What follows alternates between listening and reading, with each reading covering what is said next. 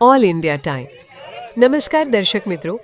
એકાદશીના પરમ પાવન પર્વે ઉત્તરવાહિની માં નર્મદાજીની પરિક્રમામાં અદ્ભુત માનવ મહેરામણ જોવા મળ્યું.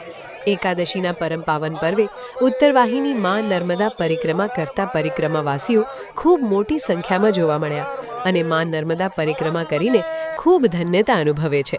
ત્યાં સેવા કાર્ય પણ અલગ અલગ વિનામૂલ્યે ચા, નાસ્તો ને જમવાની પણ વ્યવસ્થા હોય છે, જે પરિક્રમાવાસીઓ લાભ લઈ રહ્યા છે.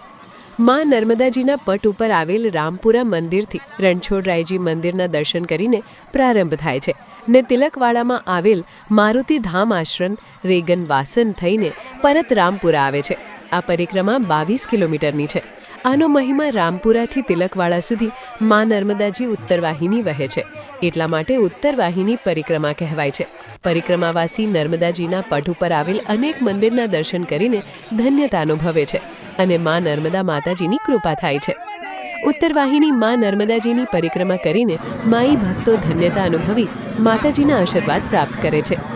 રિપોર્ટર સલીમ પઠાણ. મારું નામ છે રેનકુમાર રમણભાઈ પટેલ અને મારા સાથી મિત્ર અશ્વિનભાઈ પટેલ છે. અમે વડોદરાથી પરિક્રમા કરવા આવીએ છીએ. છેલ્લા 2 વર્ષથી અમે સળિંગ આવીએ છીએ, પણ આ વખતે નર્મદા પરિક્રમાની અંદર વ્યવસ્થા સારી છે, રસ્તા સારા કર્યા છે, લાઇટિંગ પણ સારું છે, પબ્લિકને કોઈ જગ્યાએ તકલીફ પડતી નથી. એવું એક આયોજન, સુંદર આયોજન કરવામાં આવ્યું છે અને નર્મદાની પરિક્રમા અમે એમના ભરોસે કરીએ છીએ. નર્મદે હર નર્મદા મૈયાની પરિક્રમા કરવામાં જેપી ગ્રીનના ભક્તો જોડે ખૂબ આનંદ થયો છે અને માં નર્મદાની પરિક્રમા આ જે 21 કિલોમીટરની ઉત્તરવાહિની નર્મદા પરિક્રમા છે એ કરવાથી 7 જન્મના પાપો જીવાત્માઓના બળીને ભસ્મ થાય છે અને સર્વસ્વ બાળકોને આજે જેમ માં આનંદ કરાવે એ જ રીતે આજે નર્મદા મૈયા સર્વસ્વ ભક્તોના દુઃખ દર્દોને નષ્ટ કરીને સર્વને સુખ સમૃદ્ધિને ખૂબ આશીર્વાદ આપે એ જ માં નર્મદાના ચરણમાં કોટી કોટી વંદન કરીને મનોજચંદ્ર શાસ્ત્રી તરીકે એક શિવ કથાકાર તરીકે તેમના ચરણમાં સર્વ ભક્તોના કલ્યાણ માટે આજે પરિક્રમા કરવા નીકળ્યા છીએ અને દરેક ભક્તોને ખૂબ સુખ સમૃદ્ધિને આપે એ જ માં નર્મદા માતાના ચરણમાં અરજ કરીને એમને દંડવત પ્રણામ કરું છું. નર્મદે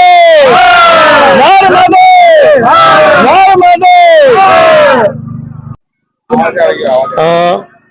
વાવડી ગામ તરફથી પટેલ મુકેશભાઈ શિવલાલભાઈ અને અમારા વાવડી ગામ તરફથી સતત 3 વર્ષથી અવિરત અમે આ ભંડારો ચલાવીએ છીએ અને લગભગ 3 વર્ષથી સતત સેવા આપીએ છીએ અને સતત આવી જ પબ્લિક અવિરત ચાલતી રહે છે અને અમારા ગામ તરફથી સમસ્ત વાવડી ગામ તરફથી આ એક સેવાનું કાર્ય અમે કરીએ છીએ અને સતત 3 વર્ષથી જોઈએ તો પબ્લિક આ વર્ષે એના પ્રમાણે થોડી વધારે થઈ રહી છે અને સરસ સેવાનું કાર્ય છે અને સતત અમે કરતા રહીએ છીએ આ રીતે અવિરતપણે.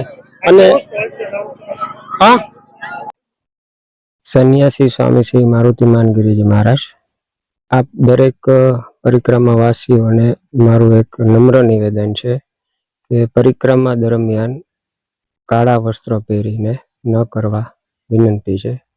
તદુપરાંત સેવાભાવી સંસ્થાઓ દ્વારા આપને જે કોઈ પણ પ્રસાદ આપવામાં આવે છે તો એ પ્રસાદ ગ્રહણ કરતી વખતે મહેરબાની કરીને આપે જે કાંઈ ચપ્પલ બૂટ જે પહેરેલ છે એ ઉતારીને પ્રસાદ ગ્રહણ કરવા નમ્ર વિનંતી.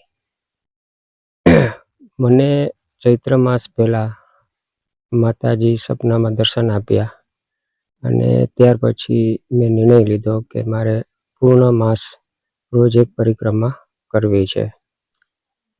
ત્રીજી પરિક્રમા દરમિયાન બપોરના સમયે મને માતાજીએ દર્શન આપ્યા અને એક પાણીની બોટલ આપી.